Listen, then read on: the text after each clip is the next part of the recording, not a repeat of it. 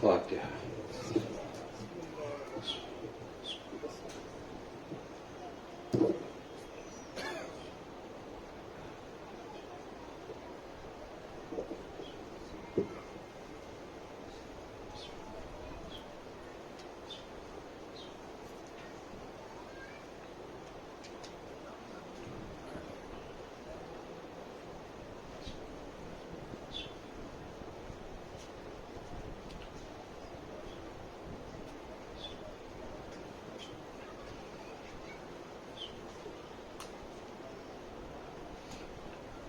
ما شاء اللہ لا حول ولا قوة الا باللہ العلی العظیم. اعوذ باللہ السمیع العلیم من الشیطان اللعین الرجیم. بسم اللہ الرحمن الرحیم. الحمد للہ رب العالمین. الصلاة والسلام علی اشرف الاولین والآخرین. خاتم النبیین شفیع المذنبین رحمتا للعالمین الملقب بطٰہٰ و یاسین. مولانا مولا الثقلین سید الکونین امام القبلتین جد الحسن والحسین ابی القاسم محمد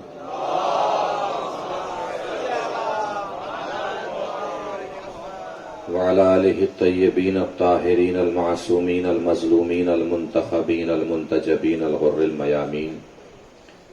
ولعنۃ اللہ علی اعدائہم اجمعین من الآن الی قیام یوم الدین. اما بعد فقد قال الامام السجاد علیہ الصلاۃ والسلام اعطینا ستا وفضلنا بسبع. صلوات پڑھیں بر محمد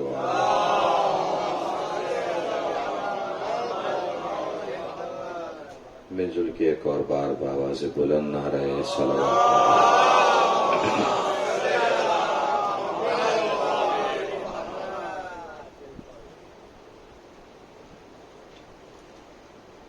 ہماری گفتگو کی آج یہ دوسری منزل ہے. ویسے آپ مسلسل ماشاءاللہ الگ الگ اور مختلف خطباء اور ذاکرین سے گفتگو سماعت فرما رہے ہیں. پروردگار سب عزاداروں کی حفاظت فرمائے.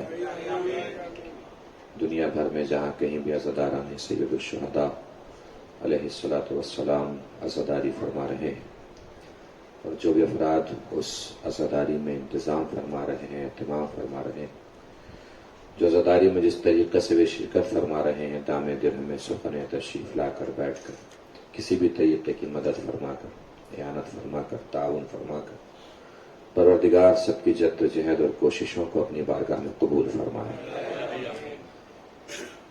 گفتگو سے متصل اور منسلک ہوتے ہوئے کل امام سجاد کے سلسلے سے ہم نے آپ حضرات کی سماعتوں کے دربار میں حاضری کا شرف حاصل کیا تھا. امام سجاد علیہ الصلاۃ والسلام جس طریقے سے کربلا میں حسین نے دین کو بچایا ہے، اسی طریقے سے بعد کربلا امام سجاد نے حسینیت کو بچایا ہے. کل یہ ہم نے آپ کے سامنے بیان کیا تھا. اس لیے کہ امام حسین بھی امام ہے اور امام سجاد بھی امام ہے، اور امامت کی ذمہ داری دین کی حفاظت ہے. جس طریقے سے رسالت کی ذمہ داری شریعت بنانا، شریعت مگانا، شریعت پہنچانا. شریعت بنانا مطلب اللہ کے حکم سے جو شریعت اتری ہے اس شریعت کو لوگوں تک پہنچانا، یہ کار رسالت ہے. اور اس شریعت پر عمل کرانا اور اس کی حفاظت کرانا، اس کی حفاظت کرنا، یہ کار امامت ہے. امام جس کی تاریخ قرآن مجید میں جناب ابراہیم سے شروع ہوئی. وَإِذِ ابْتَلَىٰ إِبْرَاهِيمَ رَبُّهُ بِكَلِمَاتٍ فَأَتَمَّهُنَّ قَالَ إِنِّي جَاعِلُكَ لِلنَّاسِ إِمَامًا قَالَ وَمِنْ ذُرِّيَّتِي قَالَ لَا يَنَالُ عَهْدِي الظَّالِمِينَ. کب سے آغاز ہے امامت کی تاریخ کا قرآن میں؟ ظاہری طور سے جناب ابراہیم سے. کیسے آغاز ہوا؟ اللہ نے ابراہیم کا امتحان لیا. ابراہیم 100% 100% مارکس کے ساتھ کامیاب ہوئے. اللہ نے تحفتاً امامت سے سرفراز فرمایا. جیسے ہی امامت ملی جناب ابراہیم نے فرمایا پروردگار مجھے تو مل گئی ہے، کیا میری ذریت کو بھی امامت ملے گی؟ اللہ نے منع نہیں کیا، بس اتنا کہا کہ ملے گی، کیوں نہیں ملے گی، مگر میں اپنا عہدہ ظالموں تک نہیں پہنچنے دوں گا. یعنی کسی بھی دور میں ظالم میری طرف سے امام نہیں بن سکتا. تو امامت ایک اہم عہدہ ہے اللہ کی طرف سے دنیا میں آنے والا. امامت کی جو تعریف ہمارے یہاں بیان ہوئی ہے، علامہ ہلی نے جو تعریف پیش کی ہے امامت کی، وہ کچھ اس طریقے سے ہے کہ الامامت ریاست عامۃ فی امور الدین والدنیا نیابۃ عن النبی. امامت کے سلسلے سے بہت سی کتابیں لکھی گئی ہیں. جب بھی امامت کے سلسلے سے گفتگو ہوتی ہے، اس گفتگو کی 4 ارکان پر بنا ہوتی ہے. امامت کی جب بھی بات ہوگی، ان باتوں میں 4 رکن اہم ہوتے ہیں. امام کون ہوتا ہے، امام کون بناتا ہے، امام کیسا ہوتا ہے، امام کس خاندان سے ہوتا ہے. یہ 4 اہم رکن ہیں جن پر اس وقت گفتگو ہوگی. اس کے 2 رکن پر، امام کون ہوتا ہے، امام کون بناتا ہے، امام کیسا ہوتا ہے، امام کس خاندان سے ہوتا ہے. اس وقت کی گفتگو میں ہم امام کون ہوتا ہے اور امام کس خاندان سے ہوتا ہے یہ بتائیں گے اس وقت کی گفتگو میں. امام کون ہوتا ہے مطلب امامت کی تعریف. امامت کی تعریف جو علامہ ہلی نے بیان فرمائی ہے وہ کچھ اس طریقے سے ہے کہ الامامت ریاست عامۃ فی امور الدین والدنیا نیابۃ عن النبی. توجہ دیجیے گا جو تعریف بیان کی ہے علامہ ہلی نے. امامت کی تعریف نبی کی نیابت کرتے ہوئے، ایک پوائنٹ، دینی اور دنیاوی امور میں. دوسرا پوائنٹ، لوگوں کی رہبری، رہنمائی اور سرپرستی کرنے کو امامت کہتے ہیں. کسے کہتے ہیں امامت؟ نبی کی نیابت کرتے ہوئے لوگوں کی رہبری کرنا ہے. کس چیز میں رہبری کرنا ہے؟ دنیاوی امور میں بھی اور دینی امور میں بھی. دنیاوی امور میں بھی اور دینی امور میں بھی. اس کا مطلب امام رئیس ہوتا ہے، رہبر ہوتا ہے، دنیاوی امور کا بھی اور دینی امور کا بھی. اب سمپل سی اور سیدھی سی بات ہے، دنیا کی تو حد ہے، قبر سے ادھر دنیا ہے، مگر دین کی کوئی حد نہیں ہے. قبر کے ادھر بھی دین ہے، قبر کے ادھر بھی دین ہے. اب ظاہر سی بات ہے، امام کوئی ایسا شخص ہی ہو سکتا ہے جس کی قبر کے ادھر بھی چلتی ہو، جس کی قبر کے ادھر بھی چلتی ہو. امام کسی ایسے شخص ہی کو ہونا چاہیے جس کی قبر کے ادھر بھی چلتی ہے، جس کی قبر کے ادھر بھی چلتی ہے. اب تلاش کیجئے وہ شخص کون ہے جس کی قبر کے ادھر بھی چلتی ہے، جس کی قبر کے ادھر بھی چلتی ہے. جب تلاش کرنے نکلیں گے آپ تو آپ کی شخصیت ایسی شخصیت سے ملاقات ہوگی کہ جس نے کسی رئیس کے بیٹے کو غلام زادہ بول دیا تھا. باپ نے کہا تھا لکھوا کے لا، باپ نے کیا کہا تھا؟ لکھوا کے لا. کیوں منگا رہا تھا لکھوا کے؟ اس لیے کہ اسے پتا تھا رئیس ہم بھی ہیں، رئیس وہ بھی ہے، مگر ہماری اوقات یہ ہے کہ بس ہماری اس دنیا میں چل سکتی ہے. لیکن جس نے غلام زادہ کہا ہے اس کی ادھر بھی چلتی ہے، اس کی ادھر بھی چلتی ہے. محسوس فرما رہے ہیں؟ تو جس کی قبر کے ادھر بھی چلتی ہو، جس کی قبر کے ادھر بھی چلتی ہو، جس کی زمین پر بھی چلتی ہو، جس کی آسمان پر بھی چلتی ہو، جس کی فرش پر بھی چلتی ہو، جس کی عرش پر بھی چلتی ہو. تلاش کیجئے وہ شخص جس کی فرش پر بھی چلتی ہے، جس کی عرش پر بھی چلتی ہے. جب تلاش کرنے نکلیں گے آپ تو ایسی شخصیت کا جلوہ تصورات میں ابھرے گا کہ جس کو رسول شب معراج چھوڑ کر زمین پر گئے تھے، آواز پردے کے اندر سے آ رہی تھی. کہاں سے آواز آ رہی تھی؟ پردے کے اندر سے آواز آ رہی تھی.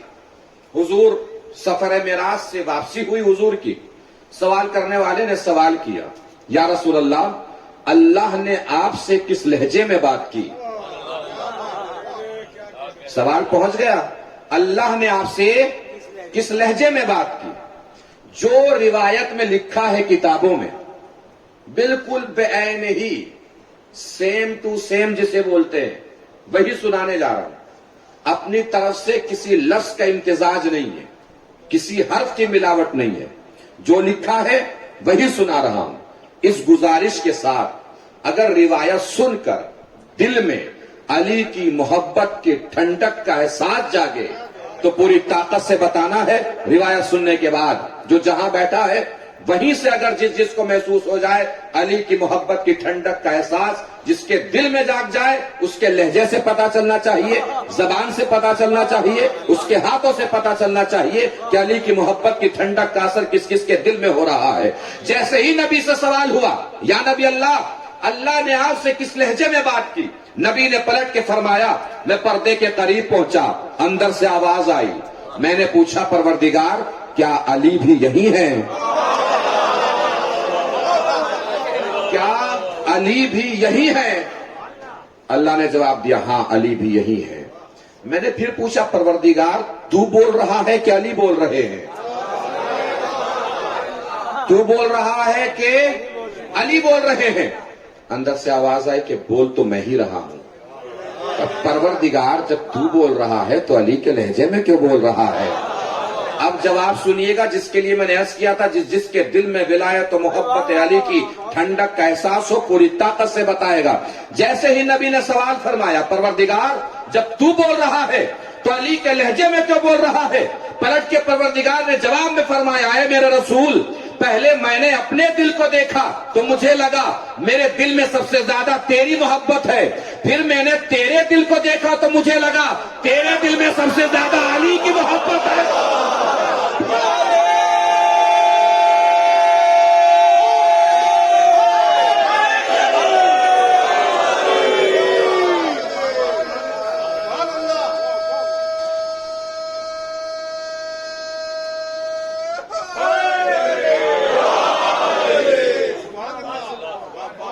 تو سوچا کیوں نہ اسی کے لہجے میں بات کروں جس کی محبت تیرے دل میں سب سے زیادہ ہے.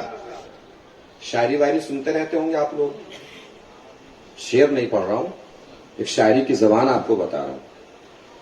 شاعر جو لوگ زیادہ سنتے ہیں محافل وغیرہ میں شرکت فرماتے ہیں وہ لوگ میری بات کی تائید فرمائیں گے. عموماً شاعر شعر پڑھتا پڑھتا اچانک سے بولتا ہے کہ زبان کا شعر سنیے. سنائے شاعروں کی زبان سے, زبان کا شعر سنیے, خطابت میں زبان کا لہجہ سنیے. جس کے زبان پہ مٹھاس محسوس ہو پتہ چلنا چاہیے آوازوں سے. اللہ نے بات کی نبی سے علی کے لہجے میں, اللہ نے بات کی نبی سے علی کے لہجے میں, اللہ نے بات کی نبی سے علی کے لہجے میں یہ بتانے کے لیے کہ سنبھل جاؤ جب میری اور میرے نبی کی بات بغیر علی کے نہیں بنتی تو تمہاری بات بغیر علی کے کیسے بن جائے گی.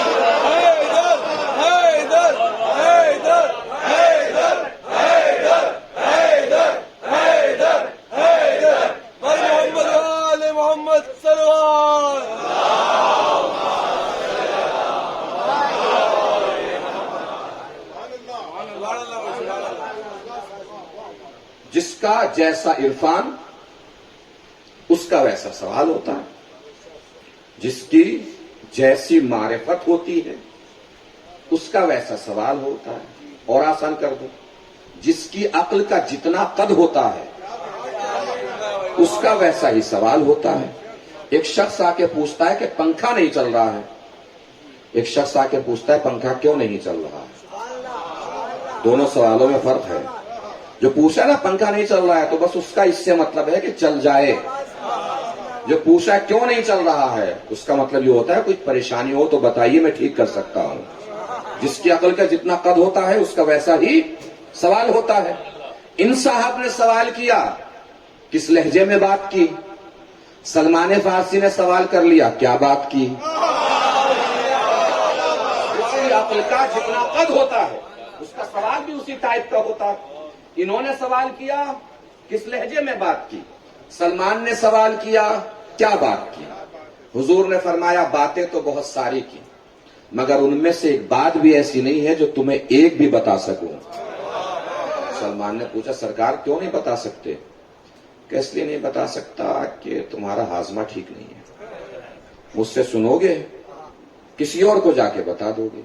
سلمان نے فرمایا سرکار کسی کو نہیں بتاؤں گا۔ کہ کسی کو نہیں بتاؤ گے؟ کہ کسی کو نہیں بتاؤں گا۔ کسی کو نہیں بتاؤ گے؟ کہ تو سنو، اللہ نے مجھ سے بہت ساری باتیں کی، ان باتوں میں ایک بات یہ بھی تھی کہ اللہ نے مجھ سے فرمایا لَوِ اسْتَمَعَ النَّاسُ عَلَىٰ حُبِّ عَلِيٍّ مَا خَلَقَ اللَّهُ النَّارَ، اگر لوگ علی کی محبت پہ جمع ہو جاتے تو اللہ کبھی دوزخ کو پیدا ہی نہ کرتا۔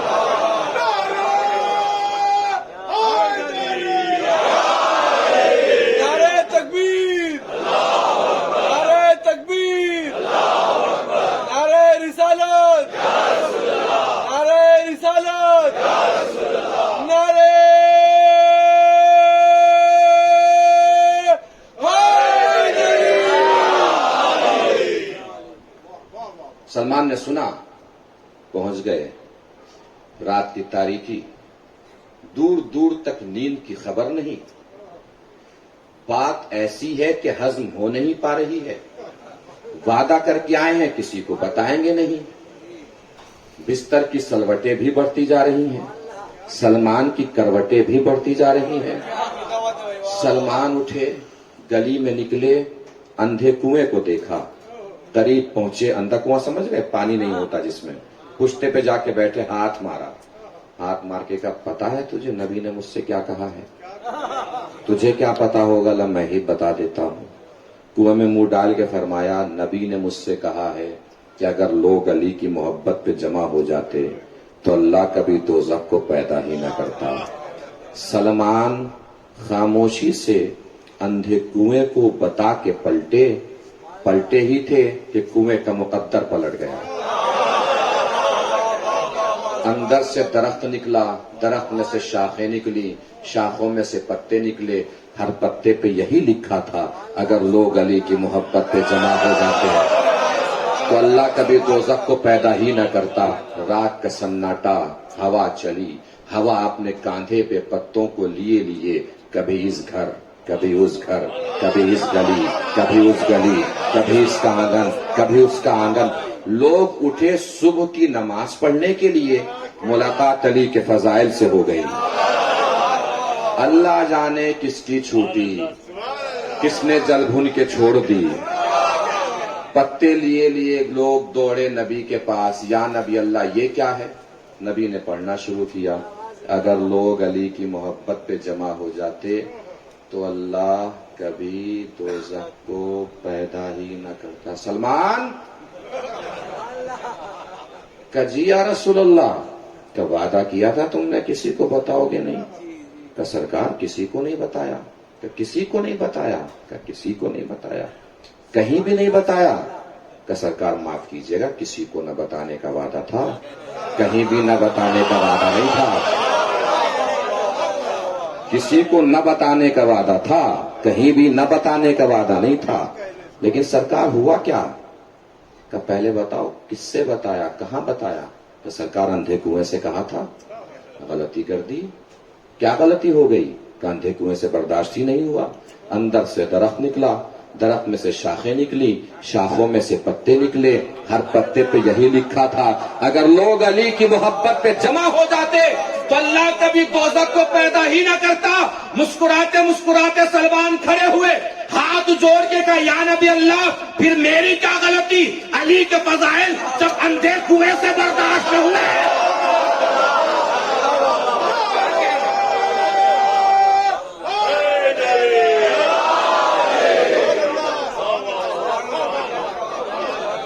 صلوات پڑھیں مل جل کے بر محمد و آل محمد۔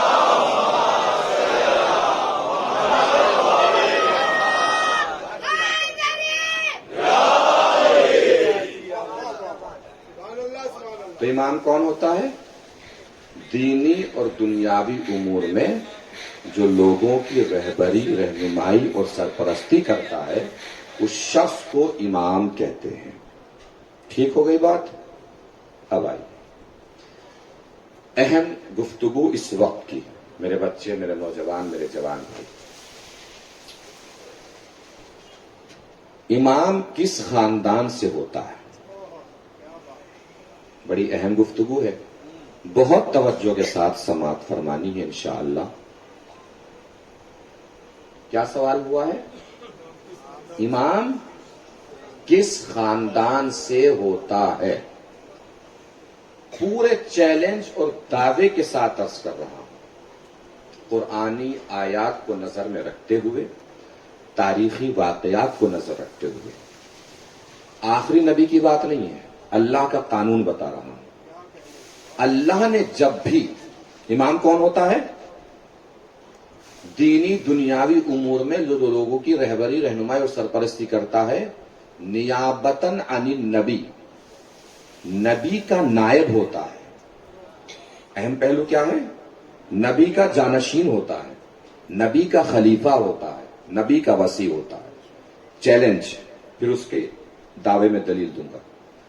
اللہ نے جب بھی، صرف آخری نبی کی بات نہیں، پورا قانون بتا رہا ہوں، اللہ نے جب بھی کسی بھی نبی کا جانشین، خلیفہ اور وصی بنایا ہے، کسی بھی نبی کا وصی بنایا ہے، کسی بھی نبی کا وصی بنایا ہے، ہمیشہ نبی کے خاندان میں سے بنایا ہے۔ پہنچ گئی بات؟ کیا دعویٰ کیا ہے؟ نبی کے خاندان والوں میں سے بنایا ہے۔ اور آسان کر دوں، جب بھی اللہ نے کسی نبی کا وصی بنایا ہے تو نبی کے رشتہ داروں کو بنایا ہے، نبی کے اصحاب کو نہیں بنایا ہے۔ نبی کے گھر والوں کو بنایا ہے، نبی کے اصحاب کو نہیں بنایا ہے۔ نبی کے اہل بیت کو بنایا ہے، نبی کے اصحاب کو نہیں بنایا ہے۔ نبی کی ذریت کو بنایا ہے، نبی کے اصحاب کو نہیں بنایا ہے۔ نبی کی اطرت کو بنایا ہے، نبی کے اصحاب کو نہیں بنایا ہے۔ یہ میرا دعویٰ ہے۔ اب میں دلیل دینے کے لیے جا رہا ہوں۔ چلتے ہیں پہلے قرآن مجید کی طرف، پہلے قرآن سے دلیل دے دوں، پھر اس کے بعد انشاءاللہ تاریخی حقائق آپ کے سامنے پیش کروں گا۔ توجہ بھرپور رکھنا ہے۔ دعویٰ بڑا عظیم کر دیا ہے کہ اللہ نے جب بھی کسی بھی نبی کا جانشین بنایا ہے، کس کو بنایا ہے؟ نبی کے گھر والوں کو، نبی کے رشتہ داروں کو، نبی کی ذریت کو، نبی کی اولاد کو بنایا ہے، اصحاب کو نہیں بنایا۔ نبی کی اولاد کو بنایا ہے، اصحاب کو نہیں بنایا۔ بسم اللہ الرحمن الرحیم۔ ان اللہ اصطفى آدم و نوحا وآل ابراہیم وآل عمران علی العالمین۔ اللہ نے آدم کو چنا، نوح کو چنا، اور ابراہیم کی اولاد کو چنا، عمران کی اولاد کو چنا۔ یہاں بھی اولاد کا تذکرہ ہے، اصحاب کا تذکرہ نہیں ہے۔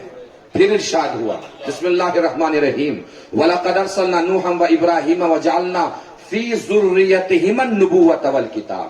ہم نے نوح کو رسول بنا کر بھیجا، ابراہیم کو رسول بنا کر بھیجا، اور ان دونوں ہی کی اولاد میں ہم نے نبوت کو بھی رکھا، کتاب کو بھی رکھا۔ یہاں بھی اولاد کا تذکرہ ہے، اصحاب کا تذکرہ نہیں ہے۔ پھر ارشاد ہوا، بسم اللہ الرحمن الرحیم، جناب ابراہیم کے سلسلے سے ارشاد ہوا، جناب ابراہیم کی ذریت کو بنایا، جناب ابراہیم کی اولاد کو بنایا۔ جناب وَوَهَبْنَا لَهُ إِسْحَاقَ وَيَعْقُوبَ وَجَعَلْنَا فِي ذُرِّيَّتِهِ النُّبُوَّةَ وَالْكِتَابَ۔ ہم نے ابراہیم کو اسحاق جیسا بیٹا دیا، یعقوب جیسا پوتا دیا، اور ابراہیم ہی کی ذریت میں ہم نے نبوت کو بھی رکھا، کتاب کو بھی رکھا۔ یہاں بھی اولاد کا تذکرہ ہے، اصحاب کا تذکرہ نہیں ہے۔ پھر ارشاد ہوا، بسم اللہ الرحمن الرحیم، وَوَهَبْنَا لَهُ إِسْحَاقَ وَيَعْقُوبَ كُلًّا هَدَيْنَا وَنُوحًا هَدَيْنَا مِن قَبْلُ۔ ہم نے ابراہیم کو اسحاق جیسا بیٹا دیا، یعقوب جیسا پوتا دیا، اور ہم نے ان کو پہلے ہدایت دے دی، نوح کو پہلے ہی ہدایت دے دی۔ اس کے بعد اللہ نے بہت سارے نبیوں کے نام لیے، زکریا، عیسیٰ، موسیٰ، داؤد، ہارون، الیسع، سب کے نام لے کر اللہ ارشاد فرماتا ہے، وَمِنْ إِخْوَانِهِمْ وَذُرِّيَّاتِهِمْ وَاجْتَبَيْنَاهُمْ وَهَدَيْنَاهُمْ إِلَىٰ صِرَاطٍ مستقیم۔ اور جب ہمیں ان نبیوں کا وصی بنانا ہوا تو ان نبیوں کا وصی، یا ہم نے ان نبیوں کے بھائیوں کو بنایا یا نبیوں کے بیٹوں کو بنایا؟ بات میری مکمل ہو گئی۔ اللہ جانے کون پہنچا کون رہ گیا۔ اللہ نے بالکل فیصلہ کر دیا کہ نبی کا وصی جب بھی بنے گا، یا نبی کا بھائی بنے گا یا نبی کے بیٹے بنیں گے، یا نبی کا بھائی بنے گا یا نبی کے بیٹے بنیں گے، یا نبی کا بھائی بنے گا یا نبی کے بیٹے بنیں گے۔ یہ تھی قرآن کی آیات۔ اب آ جائیے تاریخی حقائق اور واقعات کی طرف۔ اللہ نے آدم کا وسیع آدم کے بیٹے شیش کو بنایا. میں نے کیا دعویٰ کیا ہے؟ قرآن کا دعویٰ. یا بھائی بنے گا یا بیٹے بنیں گے. تاریخ کی طرف آ جائیے. آدم کا وسیع کسے بنایا؟ شیش کو نہیں، آدم کے بیٹے شیش کو بنایا. اہم کی سمجھیے آپ وصایت اور خلافت کی. یا بیٹا بنے گا یا بھائی بنے گا. مسئلہ شیش کا نہیں ہے، مسئلہ آدم کے بیٹے چونکہ شیش تھے اس لیے وسیع شیش بنے. تو آدم کے بیٹے شیش کو بنایا.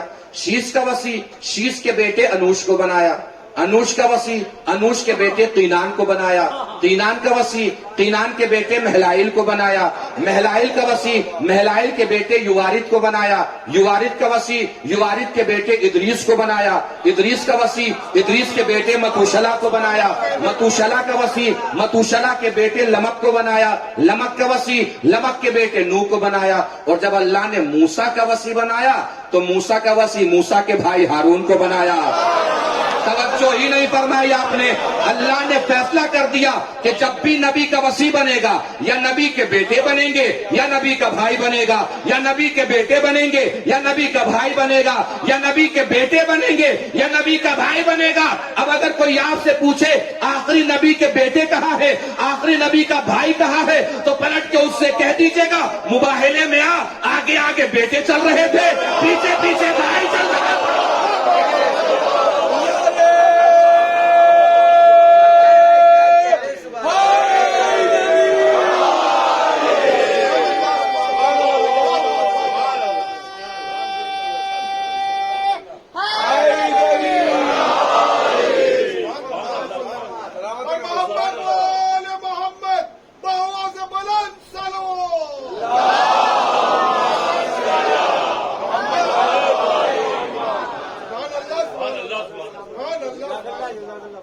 پہنچ گئی بات؟ کتنی چیزیں بتا دی؟ 2. امام کون ہوتا ہے؟ 1. دوسری بات امام کس خاندان سے ہوتا ہے؟ ہو گئی بات مکمل. اب تیسرے منزل کی طرف چلتے ہیں آپ کو لے کر. یہ تو بات طے ہو گئی کہ امام جب بھی ہوگا نبی کے خاندان سے ہوگا. اب یہ جو آخری نبی کے بعد امامت کا سلسلہ چلنا ہے، یہ نبی کے خاندان میں سے کون سا سرا اور حصہ ہے جس میں امامت اللہ رکھے گا، جس حصے اور جس سرے میں؟ پہنچ گئی بات؟ کیا سوال قائم ہوا؟ یہ بات طے ہے کہ نبی کے خاندان میں سے امام ہوگا، یہ تو بات طے ہو گئی. مگر نبی کا جو آخری نبی اس کا خاندان بہت بڑا ہے. پورا بنی ہاشم ہی نبی کا خاندان ہے. تو اب ہم وہ سرا کہاں تلاش کریں؟ پہنچ رہی ہے نا بات؟ وہ سرا کہاں تلاش کریں کہ آخر نبی کے خاندان کا وہ کون سا سرا ہے جس میں اللہ امامت کو رکھے گا؟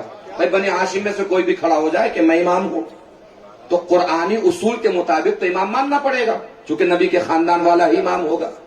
اب مسئلہ یہ کہ خاندان کو ہمیں پیور کرنا ہے جس میں امامت رہے گی. اس کو پیور کرنے کے لیے چلتے ہیں پھر قرآن مجید کی طرف. ارشاد ہوا ابراہیم سے کیا ہوا؟ امتحان. ابراہیم امتحان میں کامیاب ہو گئے. اللہ نے کیا دیا ابراہیم کو؟ امامت دی. جیسے ہی امامت ملی فوراً سوال کر لیا قال ومن ذریتی، پروردگار میری اولاد کو بھی ملے گی کہ نہیں ملے گی؟ آپ تو ممبئی میں رہ رہے ہیں، صاحبان عقل و شعور ہیں. ابراہیم کا یہ سوال خود بتا رہا ہے کہ ابراہیم نے بھی امامت اولاد کے لیے مانگی تھی، اصحاب کے لیے نہیں مانگی تھی. اولاد ہی کے لیے مانگی ہے نا، اصحاب کے لیے تو نہیں مانگی امامت. اللہ نے منع نہیں کیا، ایسا نہیں کہہ دیا کہ نہیں تمہیں نہیں ملے گی، رات کو نہیں ملے گی. ملے گی، کیوں نہیں ملے گی؟ اس دعوے کی دلیل ہے قرآن کی دوسری آیت وَجَعَلَهَا كَلِمَةً بَاقِيَةً فِي يَعْقِبِهِ. اللہ نے ابراہیم کی نسل میں باقی رہنے والے کلمے کو رکھا. علماء نے بیان فرمایا باقی رہنے والے کلمے سے مراد امامت ہے. اب جملے پہ توجہ دیجیے گا. اس کا مطلب قرآن میں امامت کو کلمہ کہا گیا ہے، کلمے کو امامت کہا گیا ہے. اب پریشان ہونے کی ضرورت ہی نہیں ہے. نبی کے خاندان کا وہ کون سا حصہ ہے جس میں امامت چلے گی؟ کلمہ امامت ہے، امامت کلمہ ہے. اب جہاں جہاں تک کلمہ جائے گا وہیں تک امامت جائے گی. اب تلاش کیجئے کلمہ کس خاندان تک گیا ہے. تو ارشاد ہوا بسم اللہ الرحمن الرحیم الم ترى کیف ضرب اللہ مثلا کلمۃ طیبۃ کشجرۃ طیبۃ اصلها ثابت وفرعها فی السماء. کیا تم نے نہیں دیکھا ہم نے کلمہ طیبہ کو شجرہ طیبہ جیسا بنایا. یعنی ہم نے کلمے کو کہاں رکھا؟ شجرہ طیبہ میں، پاک و پاکیزہ خاندان میں. اس کا مطلب امامت کہاں جائے گی؟ پاک و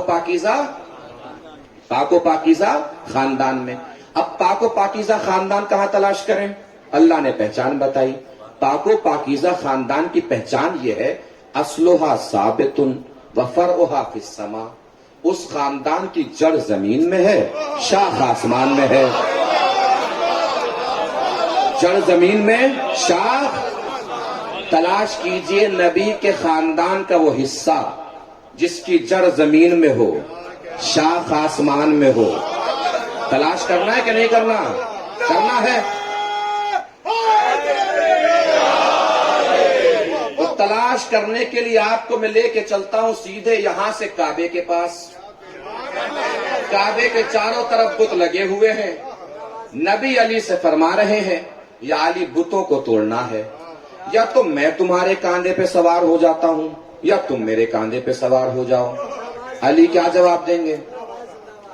کہ میں آپ کے کاندھوں پہ سوار ہو جاتا ہوں؟ کیا کہیں گے؟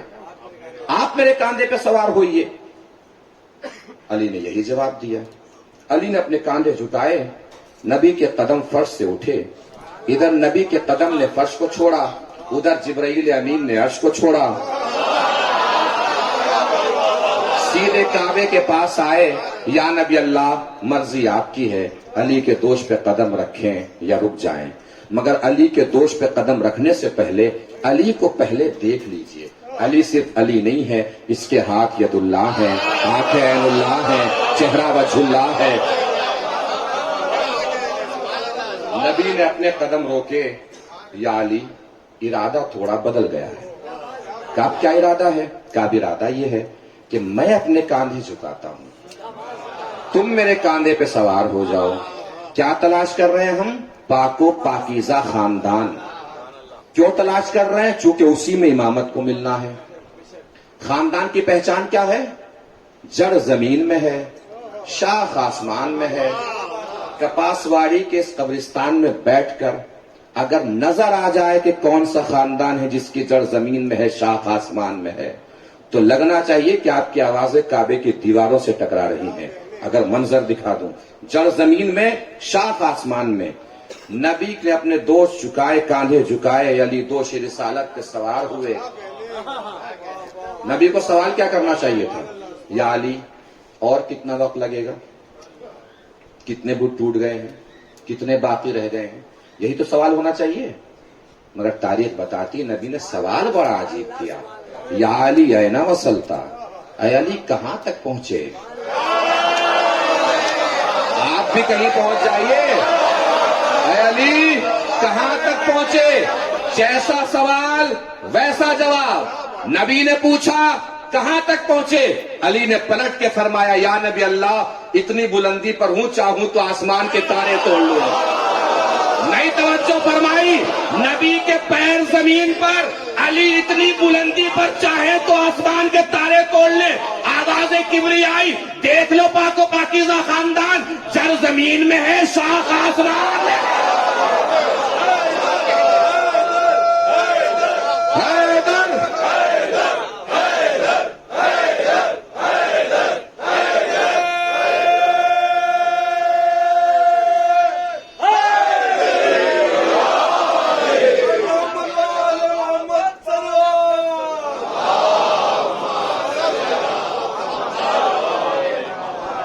نبی نے اسی لیے فرمایا نا اصلها وعلی فرعها، میں پاک و پاکیزہ خاندان کی اصل ہوں، جڑ ہوں، اور علی اس کی شاخ ہے. میں جڑ ہوں، علی. آگے نبی نے فرمایا جو شاخ سے متمسک رہا آباد ہوا، جس نے شاخ کو چھوڑا برباد ہوا۔ نبی خود کیا ہے؟ جڑ۔ علی کیا ہے؟ نبی نے یہ نہیں فرمایا جس نے جڑ کو چھوڑا وہ برباد ہوا، نبی نے فرمایا جس نے شاخ کو چھوڑا وہ گمراہ ہوا، برباد ہوا۔ شاخ کون ہے؟ جس نے شاخ کو چھوڑا وہ برباد ہوا۔ آپ میں سے کسی نے ایسا درخت دیکھا ہے یا اس درخت کا ایک ایسا پتا دیکھا ہے جو شاخ سے ٹوٹ گیا ہو پھر بھی ہرا بھرا رہا ہو؟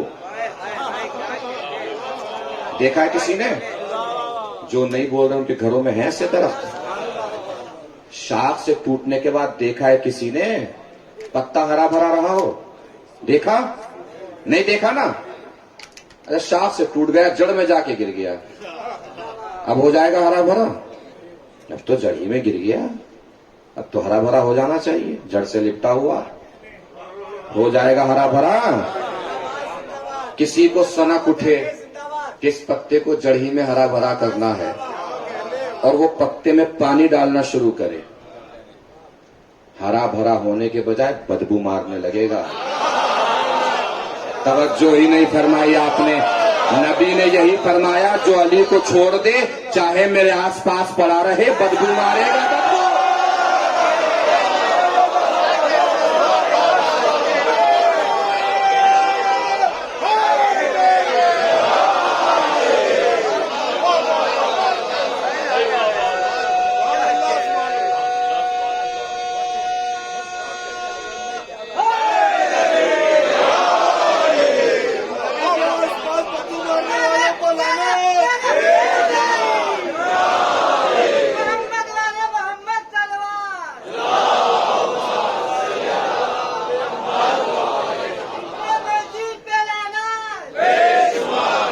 محسوس فرمائیں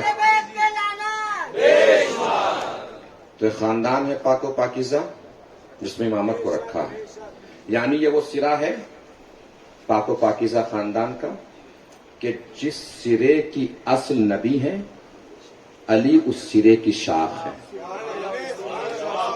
یعنی نبی کے خاندان کا جو سلسلہ نبی اور علی سے بن کے چلے گا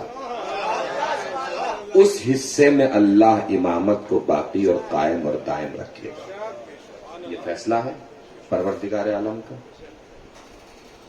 اب یہ سلسلہ اتنا عظیم ہے، یہ سلسلہ اتنا بڑا ہے، یہ سلسلہ اتنا اعلیٰ ہے، یہ سلسلہ اتنا افضل ہے، یہ سلسلہ اتنا اونچا ہے، یہ سلسلہ اتنا عظیم ہے، یہ سلسلہ اتنا بافضیلت ہے، یہ خاندان اتنا صاحب عظمت ہے، یہ خاندان اتنا بلند و بالا ہے کہ اب دنیا کے ہر خاندان کی بلندی کی پہچان اس خاندان سے ہوتی ہے۔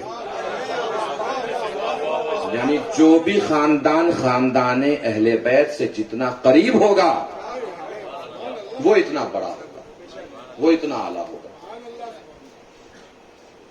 خاندان کی بلندی، خاندان کی بڑائی، خاندان کی فضیلت، خاندان کی عظمت، خاندان کا مرتبہ بڑھانا ہے تو کیا کرنا ہے؟ کوشش کرنی ہے کہ دلوں میں اہل بیت کی محبت قائم اور دائم ہو جائے۔ اس کوشش میں 3 چیزوں کا اہم رول ہوتا ہے، اہم حصہ اور اہم کردار ہوتا ہے۔ کل انشاءاللہ بیان کریں گے کہ اسی خاندان میں اللہ نے امامت کو کیوں رکھا ہے اور کیسے رکھا ہے۔ انشاءاللہ کل کی مجلس میں گفتگو ہوگی۔ آج میں نے خاندان بتا دیا ہے، رسول کے خاندان کا وہ حصہ بتا دیا ہے جس میں اللہ نے امامت کو رکھا۔ امامت کو تو رکھ دیا، رکھا کیوں اور کیسے رکھا، انشاءاللہ کل کی مجلس میں بات ہوگی۔ اب خاندان اہل بیت سے قریب ہونا ہے تو 3 چیزیں اہم ہیں۔ صاحب کردار ہوتا ہے وہ انسان کہ جو اہل بیت سے قریب ہوتا ہے، مگر انسان صاحب کردار بنتا کیسے ہے؟ 3 چیزیں اہم ہیں۔ انسان کے کردار میں غذا کا اثر ہوتا ہے، جو ہم کھاتے پیتے ہیں اس کا اثر ہوتا ہے۔ دوسرا باپ کے خون کا اثر ہوتا ہے۔ تیسرا ماں کی تربیت کا اثر ہوتا ہے۔ غذا کا اثر ہوتا ہے جو ہم کھاتے پیتے ہیں، بڑا مشہور سا واقعہ ہے، اور بچے جو اسکول میں پرائمری میں نرسری میں پڑھتے ہیں، ہندی کی کتابوں میں بھی واقعہ ہے، اگر ہندی پڑھتے ہوں گے، بہت سی انگلش بکس میں چھوٹی چھوٹی بکس کہانیوں کی آتی ہیں، اس میں بھی واقعہ مل جائے گا، مگر واقعہ بالکل اس وقت کے مضمون سے میل کھا رہا ہے، اس وجہ سے سنا رہا ہوں دلچسپی کے لیے۔ انسان کی زندگی میں کتنی چیزوں کا اثر ہوتا ہے؟ 3 چیزوں کا۔ کون کون سی؟ غذا، باپ کا خون، ماں کی تربیت۔ ایک دانشور تھا، بادشاہ کے پاس آ گیا، دانشور پڑھا لکھا انسان، عقل مند ہوشیار انسان، بادشاہ کے پاس آ کر بولا کہ بادشاہ سلامت، میرے پاس کچھ ہے نہیں کھانے پینے کے لیے، فاقہ کشی میں زندگی گزر رہی ہے، کام پہ رکھ لیجیے دربار میں۔ بادشاہ نے کہا دربار میں تو جگہ ہے نہیں، تم ایسا کرو میرے استبل کا نظام سنبھال لو، جہاں گھوڑے بنتے ہیں۔ اس نے کہا جی سرکار جیسی آپ کی مرضی۔ استبل کی وہ دیکھ بھال کرنے لگا، بادشاہ کے گھوڑوں کی۔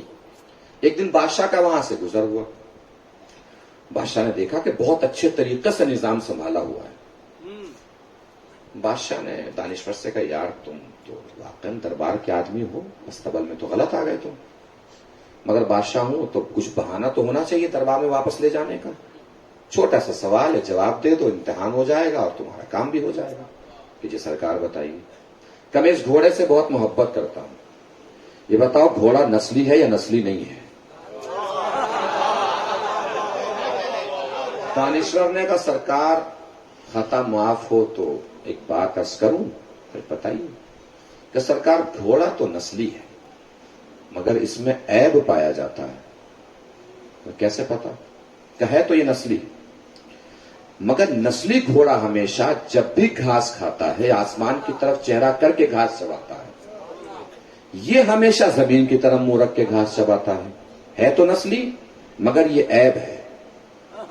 جس سے گھوڑا خریدا تھا بلوا لیا بادشاہ سلامت نے، کوئی بات جو بتانے سے آپ چوک گئے ہوں؟ اس نے کہا سرکار جب یہ گھوڑا پیدا ہوا تھا تو اس کی ماں اس دنیا سے چلی گئی تھی، ہم نے اسے گائے کا دودھ پلایا ہے،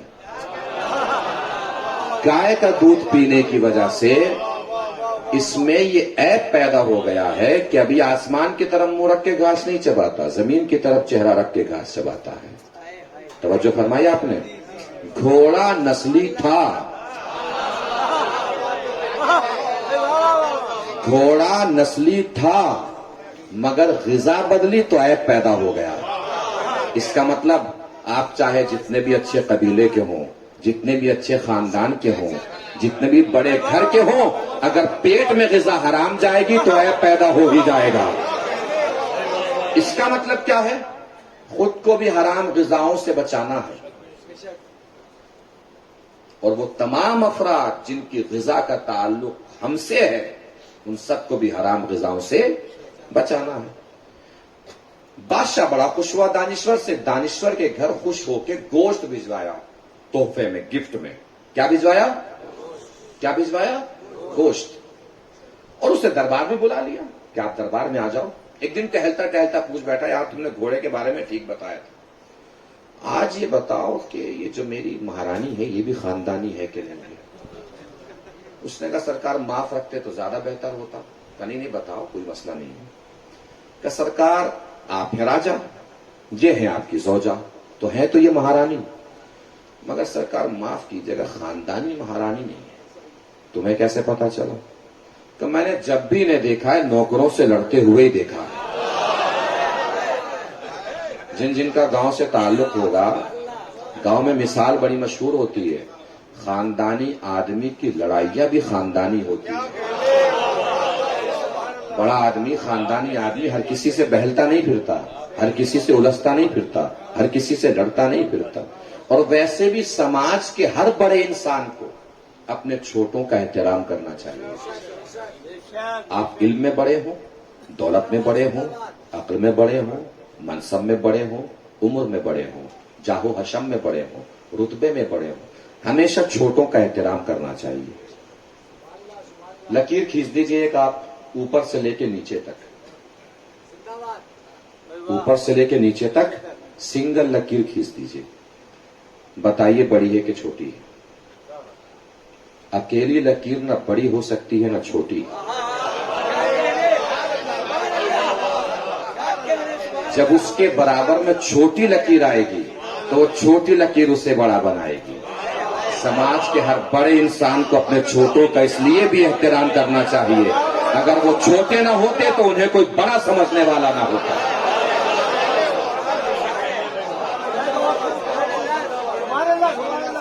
بادشاہ سلامت نے اپنے سسر صاحب کو بلوا لیا. بھائی کوئی ایسی بات جو بتانے سے آپ چوک گئے ہوں؟ سسر صاحب نے کہا سرکار آپ کا رشتہ ہماری بیٹی سے تو بچپن ہی میں ہو گیا تھا. ہماری بیٹی اللہ کو پیاری ہو گئی تھی، ہم نے پڑوس سے لے کے ایک بچی کو پال لیا، وہی آپ کی مہارانی ہے. انسان کی زندگی میں غذا کا اثر بھی ہوتا ہے، تربیت کا اثر بھی ہوتا ہے. بادشاہ سلامت خوش ہوئے دانشور سے. دانشور کے گھر انہوں نے اس بار بھیڑ بھجوا دی. پہلے کیا بھجوایا تھا؟ سلامت رہی. اس بار کیا بھجوایا؟ بھیڑ. دربار میں ٹہلتے ٹہلتے ایک دن پوچھ بیٹھے کہ یار آج یہ بتاؤ ہم بھی خاندانی بادشاہ ہیں کہ نہیں ہیں؟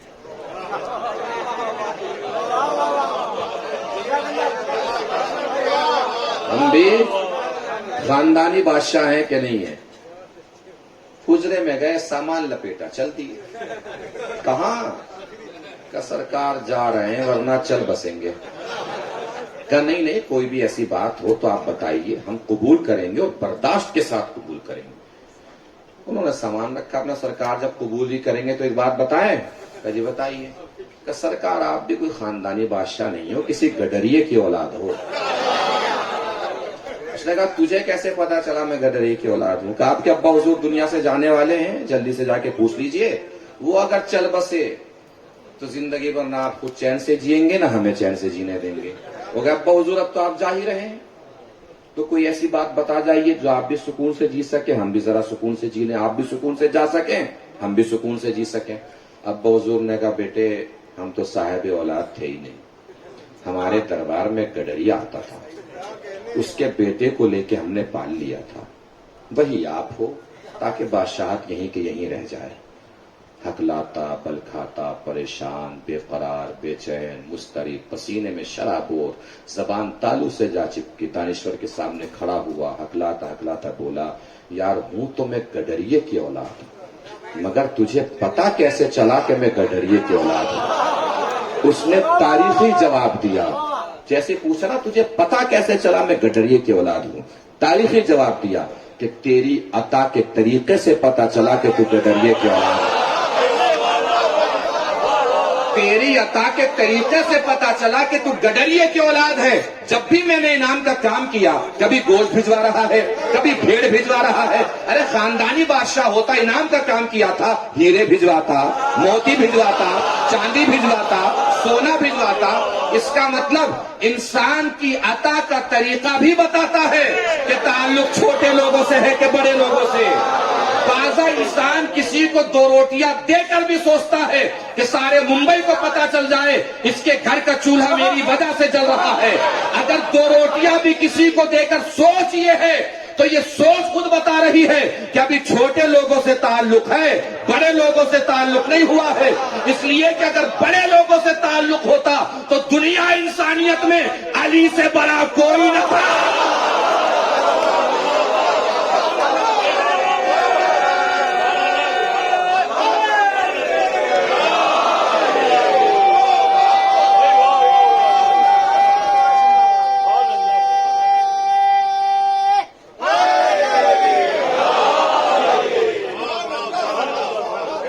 رات کے سناٹے میں روٹیاں بانٹا کرتے تھے. کمیل نے پوچھ لیا مولا رات کے سناٹے میں کیوں؟ کہ اگر دن کے اجالے میں دوں گا تو یہ مجھے پہچان لے گا. پہچان لے گا تو جب بھی میرے سامنے آئے گا شرمندگی کی وجہ سے اس کی نگاہیں میرے سامنے جھک جائیں گی، اور میں علی نہیں چاہتا کہ اس کی جھکی ہوئی نگاہوں کے سبب مجھ علی کے اندر غرور پیدا ہو جائے. یہ علی کی سیرت ہے. ویسے بھی آپ سب لوگ صاحبان عقل ہیں، صاحبان شعور ہیں. نیکی کر کے اگر بتائیں گے بھی کتنا بتا لیجئے گا؟ پوری طاقت لگا کے بتائیے. کتنا بتا لیجئے گا بھائی؟ چاہے جتنی طاقت سے بتائیں گے اپنی بندگی کی حدوں میں رہ کے بتا سکتے ہیں. اور جب نیکی کر کے اللہ پہ چھوڑیں گے اور اللہ بتائے گا تو پھر وہ اپنی خدائی طاقت کے ساتھ بتائے گا. پھر جہاں آپ بھی نہیں پہنچیں گے وہاں آپ کی گئی نیکیاں پہنچ جائیں گی. میں منبر پہ بیٹھا ہوں پورے دعوے اور چیلنج کے ساتھ. یہاں بیٹھے بیٹھے ہر فرد کو اگر تاریخ سمجھ میں آ جائے تو پوری طاقت سے میری آواز میں آواز ملانی ہے اگر تاریخ کا منظر پہنچ جائے. میں منبر پہ بیٹھا ہوں پورے چیلنج اور دعوے کے ساتھ کہہ رہا ہوں کہ اگر لوگوں کو دکھانے کے لیے کوئی ایک ٹرک بھر کے انار بھی بٹوا دے 1 ہفتے کے بعد تذکرہ باقی نہیں رہتا. پھر سن لیجئے, لوگوں کو دکھانے کے لیے اگر کوئی ایک ٹرک بھر کے انار بٹوا دے تو 1 ہفتے کے بعد تذکرہ باقی نہیں رہتا. اور اگر اللہ کے لیے کوئی ایک انار بھی دے دے تو علی کے دیے گئے ایک انار کا تذکرہ 1400 سال کے بعد بھی آج تک موجود ہے.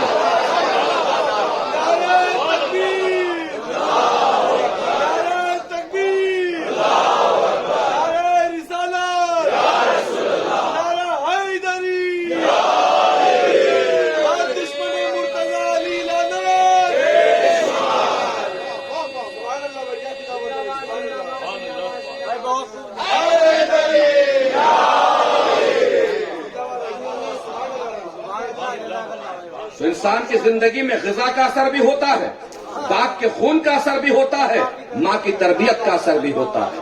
جب یہ بات طے ہے کہ انسان کی زندگی میں ماں کی تربیت کا اثر بھی ہوتا ہے تو اپنی بیوی لانی ہو یا اپنے بچوں کی بیوی لانی ہو, بیوی کم تلاش کیجیے, آنے والی نسل کی ماں زیادہ تلاش کیجیے. اور ماں ہمیشہ باشعور لائیے, کبھی بے شعور مت لائیے. میں نے یہ نہیں کہا بہت پڑھی لکھی ماں لے کر آئیے, کم پڑھی لکھی مت لائیے. کبھی کبھی کم پڑھا لکھا انسان بھی بہت باشعور ہوتا ہے, کبھی کبھی زیادہ پڑھ لکھ کے بھی انسان بے شعور ہو جاتا ہے. پوری طاقت سے پڑھنے جا رہا ہوں, پوری طاقت سے سننا ہے. جس تاریخی منظر کی طرف آپ کو لے کے چل رہا ہوں اگر پہنچے تو یہاں بیٹھا ہر زبان, یہاں بیٹھا ہر لہجہ, یہاں بیٹھے ہر ہاتھ پوری بلندی کے ساتھ اس منظر تک پہنچیں گے جہاں پہنچانا چاہ رہا ہوں. پوری طاقت سے میٹ لیجیے گا, تاریخ کے جھروکے سے ٹھنڈی سی ہوا دینے جا رہا ہوں. میں نے کیا عرض کیا, ماں ہمیشہ باشعور لائیے, بے شعور مت لائیے. اس لیے کہ اگر ماں بے شعور ہو نا تو چاہے مومنوں کی ماں ہو حیدر کے مقابلے میں آ جاتی ہے.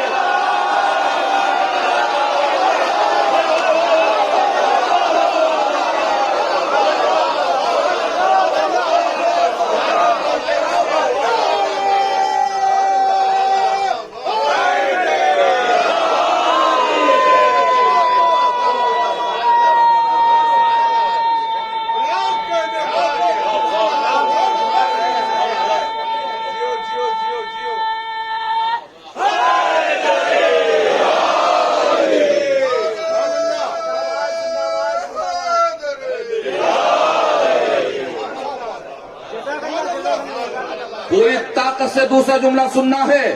ماں اگر بے شعور ہو تو چاہے مومنوں کی ماں ہو حیدر کے مقابلے میں آ جاتی ہے, اور اگر ماں باشعور ہو نا تو چاہے کافر کی ماں ہو زندگی بھر اپنے بیٹے کو یہی سمجھاتی ہے بیٹا کسی کے بھی مقابلے پہ جانا, کبھی حیدر کے مقابلے پہ.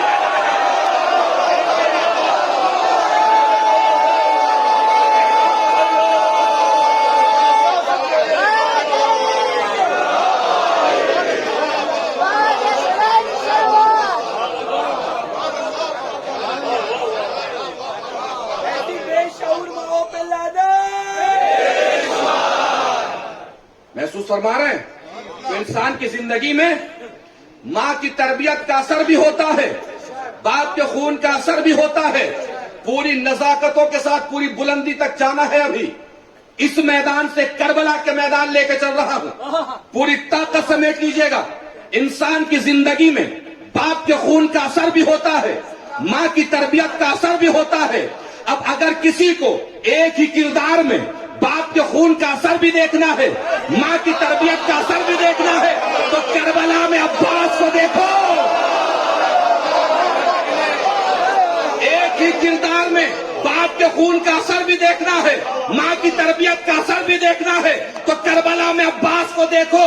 9 لاکھ کے لشکر سے دریا چھڑانا باپ کے خون کا اثر تھا, دریا پہ قبضہ کر کے بھی پیاسا پلٹ آنا یہ ماں کی تربیت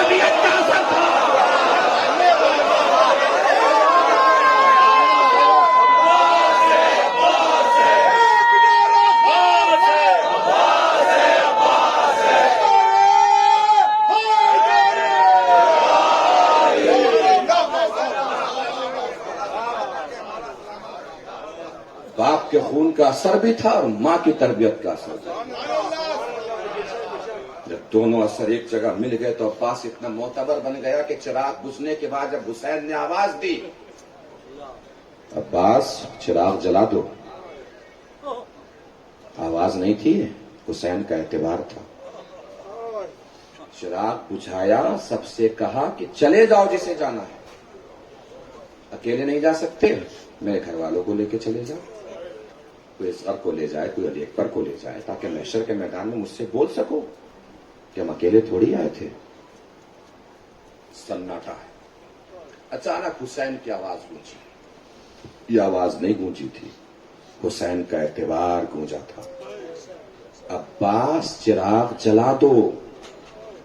یعنی حسین کو یقین تھا کہ کوئی بھی میرا ساتھ چھوڑ کے جا سکتا ہے، میرا بھیا عباس میرا ساتھ چھوڑ کے نہیں جا سکتا.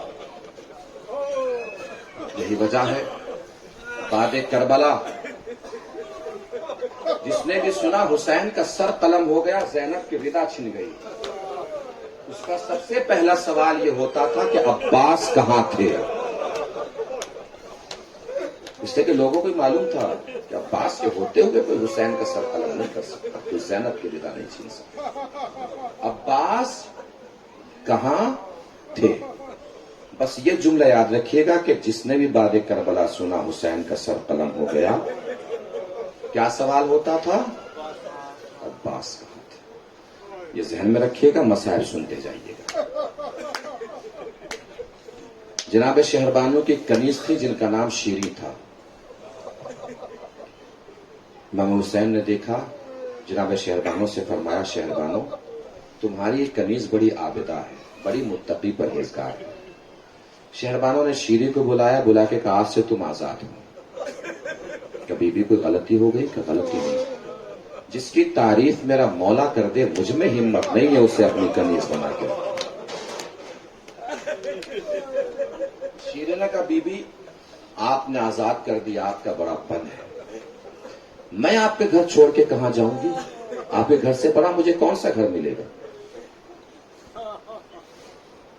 شیری رہتی رہی. کوفے کے باہر ایک پہاڑ تھا جس کے اوپر ایک شخص رہتا تھا جس کا نام حارث تھا. حارث مولا حسین کا چاہنے والا تھا. ایک دن مدینے آیا، امام حسین شیری کے پاس پہنچے. شیری میں چاہتا ہوں کہ تمہارا عقد حارث کے ساتھ پڑھ دوں. کہ مولا جو آپ کی مرضی. کہ عقد تو میں پڑھ دوں گا، مہر میں کیا لوگی؟ کہ مولا جسے آپ کی کنیزی مل گئی ہو اسے دولت دنیا سے اور کیا چاہیے؟ کہ نہیں مہر کچھ نہ کچھ تو رکھنا پڑے گا. کہ مولا حارث سے کہیے گا مجھے دولت دنیا میں سے کچھ نہیں چاہیے، بس میرا مہر اتنا ہوگا کہ ہر سال مجھے کوفے سے مدینے آپ کی زیارت کے لیے لایا کرے. جناب شیری کا جو یہ واقعہ ہے یہ تاریخ کتابوں میں کئی طریقے سے نقل ہوا ہے، کئی طریقے سے بیان ہوا ہے، الگ الگ طریقوں سے بیان ہوا ہے. بہت سے طریقے آپ نے سنے ہوئے ہوں گے. ایک طریقہ یہ بھی ہے جو میں سنا رہا ہوں، اس طریقے سے بھی تاریخ میں نقل ہوا ہے. بہت سے مراثی میں بھی اس طریقے سے بیان ہوا ہے. شیری ہر سال کوفے سے مدینے آتی تھی، مولا حسین کی زیارت کے لیے، زیارت کر کے چلی جاتی تھی. ذہن میں رکھیے گا، جس نے بعد کربلا سنا حسین کا سر قلم ہو گیا، زینب کی ردا چھینی، سوال کیا کرتا تھا؟ عباس کہاں تھے؟ بس یہ ذہن میں رکھیے گا، سنتے جائیے گا، اور صرف سننا نہیں ہے، روتے جائیے گا. میں نے کل بھی عرض کیا تھا مسائل میں رویا ضرور کیجیے. اس لیے نہیں کہ خطیب مسائل پڑھ رہے نہیں، اس لیے کہ آپ کی آوازیں شہزادی فاطمہ کو سکون بہت دیتی ہیں. اور رونا کیسے یہ تو بتانے کی ضرورت نہیں ہے نا. ابو بصیر رو نہیں رہے ہوں، مولا اتنا تو رو رہا ہوں. کہ اتنا نہیں، ایسے رویا کرو جس ضعیف ماں جوان بیٹے کے جنازے پہ روتی ہے. رویا کیجئے، کھل کے رویا کیجئے، یہ سوچ کے رویا کیجئے کہ کوئی آپ کو تماچے نہیں مار رہا ہے، کوئی آپ پہ ستم اور ظلم نہیں کر رہا ہے. رویا کیجئے. جنازہ کہیں اگر رکھا ہو تو دو طریقے کے لوگ ہوتے ہیں رونے والے. کچھ سسکیاں لے لے کے دور سے رو رہے ہوتے ہیں، کچھ تڑپ تڑپ کے جنازے کے قریب رو رہے ہوتے ہیں. سوال کرنے والا جب سوال کرتا ہے نا تو ان کے بارے میں نہیں پوچھتا جو سسکیاں لے لے کے دور کھڑے رو رہے ہوتے ہیں. ان کے بارے میں پوچھتا ہے جو تڑپ تڑپ کے روتے ہیں، یہ مرنے والے کے کون لگتے تھے، یہ مرنے والے کے کون لگتے تھے۔ مسائل میں ایسے تڑپ تڑپ کے رویا کیجئے کہ سکینہ زینب سے پوچھے پھوپھی اماں یہ لوگ ہمارے کون لگتے ہیں۔ شیری ہر سال کوفے سے مدینے آتی تھی، زیارت کر کے پلٹ جاتی تھی۔ سن 60 ہجری آئی، شیری زیارت کر کے پلٹ رہی تھی۔ حسین نے آواز دی شیری تڑپ کے پلٹی کہ کبھی میرے مولا نے مجھے ایسے آواز نہیں دی تھی۔ کہا مولا کیا بات ہے؟ کہا بات کچھ نہیں ہے، بس پوچھنا یہ ہے کہ اگلے سال کا کیا ارادہ ہے۔ شیری نے کہا مولا جیسے ہر سال آتی ہوں ویسے ہی اگلے سال بھی آؤں گی۔ امام نے فرمایا شیری اگلے سال تم مت آنا، ہم خود تمہارے گھر آئیں گے۔ سنتے جائیے گا، روتے جائیے گا۔ کہ مولا میرے گھر کا مقدر تو عرش سے مل جائے گا۔ امام حسین نے چاہا شیری سمجھ جائے، سمجھانے کے لیے فرمایا شیری تنہا میں نہیں آؤں گا، میرا بھائی عباس بھی آئے گا، میرا بیٹا علی اکبر بھی آئے گا۔ شیری نہیں سمجھی، مولا نے لہجہ بدلا، شیری تنہا ہم مرد نہیں آئیں گے، میری ماجائی زینب بھی آئے گی۔ شیری سمجھی نہیں، چلی گئی۔ پورے سال شیری انتظار بھی کرتی رہی، انتظام بھی کرتی رہی۔ انتظار کیسے کیا ہوگا سب جانتے ہیں، انتظام جانتے کیسے کیا؟ کرسی بنوائی، اس کرسی پہ آئیں گے تو میرے مولا حسین بیٹھیں گے۔ مسندیں بنوائی، اس مسند پہ علی اکبر بیٹھیں گے، اس مسند پہ سجاد بیٹھیں گے۔ اسی درمیان شیری کو خبر ملی کہ حسین کے گھر میں ننھا سا علی اصغر بھی آ گیا ہے۔ شیری نے بڑی حسرتوں سے جھولا بنوایا، اس جھولے میں آئیں گے تو علی اصغر آرام فرمائیں گے۔ محرم کی 12 یا 13 تاریخ رہی ہوگی، 61 ہجری محرم 12 یا 13 تاریخ، کوفے کے بازار میں شادیانے بجنے کی آواز ابھرنے لگی۔ شیری نے حارث سے کہا حارث ذرا جا کے دیکھو تو صحیح کہ ہمارے مولا تو نہیں آ گئے ہیں اور کوفے والوں کو خبر مل گئی ہو استقبال میں شادیانے بجا رہے ہو۔ حارث گیا، جیسے گیا تو ویسے ہی پلٹ کے واپس آ گیا۔ شیری ہمارے مولا تو نہیں آئے لیکن ہاں کچھ کٹے ہوئے سر ہیں، کچھ بندھی ہوئی بیویاں ہیں۔ شیری جانتی ہو کسی خوددار گھرانے کے لوگ معلوم ہوتے ہیں۔ کہ کیسے پتا چلا خوددار گھرانے کے لوگ ہیں؟ کہ میں نے چھوٹے چھوٹے بچوں کو دیکھا ہے، بھوکے بھی ہیں پیاسے بھی ہیں، مگر خوددار ایسے ہیں نہ کسی سے کھانا مانگ رہے ہیں نہ پانی مانگ رہے ہیں۔ شیری حجرے میں گئی، خان لے کر آئی، لے جاؤ انہیں کھلا بھی دو پلا بھی دو۔ اب تھوڑی دیر کے بعد جو حارث پلٹا جانتے ہیں، ہاتھوں کا منظر تو وہی تھا، آنکھوں کا منظر بدل چکا تھا۔ شیری نے تڑپ کے کہا حارث خیر تو ہے، یہ آنکھوں میں آنسو کیسے؟ حارث نے تڑپ کے کہا شیری تم بھی اپنا دل سنبھال لو، اس لیے کہ قیدیوں نے سوال بڑا عجیب کیا ہے۔ تو بتاؤ قیدیوں نے کیا سوال کیا ہے؟ کہ قیدیوں نے سوال کیا ہے گھر جا کے پوچھ کے آؤ کھانا صدقے کا ہے کہ ہدیے کا۔ شیری کے سر سے چادر سرک گئی کہ یہ سوال تو بس میرے مولا کے گھر والے کر سکتے ہیں۔ شیری نے حارث سے کہا حارث اجازت ہے تھوڑی دیر کے لیے تمہارے ساتھ بازار چلوں؟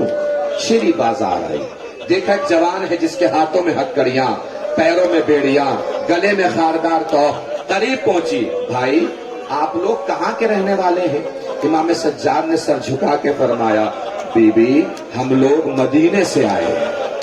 مدینے کا نام سنا، شیری کبھی ادھر دوڑی کبھی ادھر۔ اچانک شیری کی نظر زینب پہ پڑ گئی۔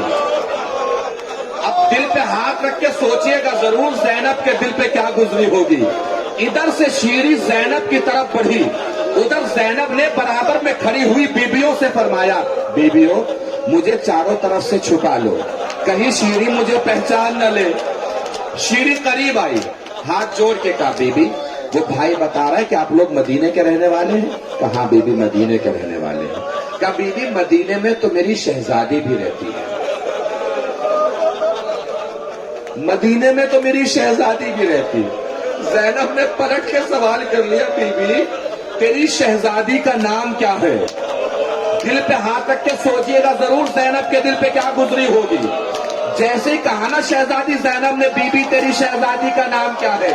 شیری 2 قدم پیچھے ہٹی، برابر میں کھڑے ہوئے مجمع کو دیکھ کے کہا بی بی معاف کیجئے گا اس بھرے مجمع میں میں اپنی شہزادی کا نام نہیں لے سکتی۔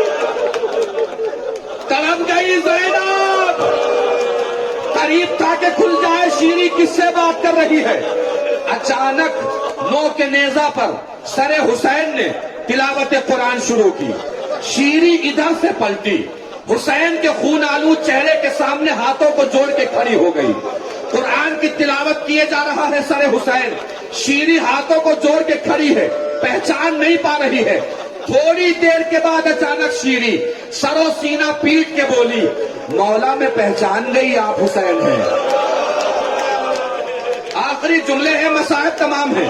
مولا میں پہچان گئی آپ حسین ہیں, مولا میں پہچان گئی وہ اکبر کا سر ہے, وہ اصغر کا سر ہے, وہ قاسم کا سر ہے.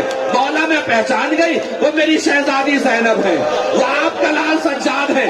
آخری جملہ مصائب تمام. شیری 2 قدم پیچھے ہٹی, ہاتھ جوڑے, مولا معاف کیجیے گا, قاسم کا پرسہ بعد میں دوں گی, اکبر کا پرسہ بعد میں دوں گی, اصغر کا پرسہ بعد میں دوں گی, پہلے بس اتنا بتا دیجئے عباس کہاں تھا.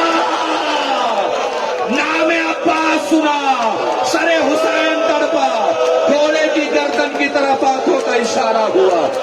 شیری پہلے عباس کے بازو قلم ہوئے, بعد میں میرا سر قلم ہوا, بعد میں تیری شہزادی کی ردا چھینی. شیری شیری دیکھ, میں نے وعدہ پورا کر دیا. میں تنہا نہیں آیا, میرا بھیا عباس بھی ہے, میرا بیٹا علی اکبر بھی ہے, میری ماں جاوی زینب بھی ہے. مولا مولا انتظار تھا مگر ایسا انتظار نہ تھا. انا للہ و انا الیہ راجعون, رضا بقضائہ و تسلیما لامرہ, سیعلم الذین ظلموا ای منقلب ینقلبون. گزارش ایک مرتبہ سورہ حمد اور 3 مرتبہ سورہ اخلاص کی تلاوت فرما کر مرحوم علی مہدی ابن الطاف حسین, علی مہدی ابن الطاف حسین, مظہر حسین ابن وزیر حسین زیدی, مرحومہ کنیز زہرا بنت ارشاد حسین, مرحوم دلشاد حسین ابن فدا حسین کی ارواح کو ایصال فرما.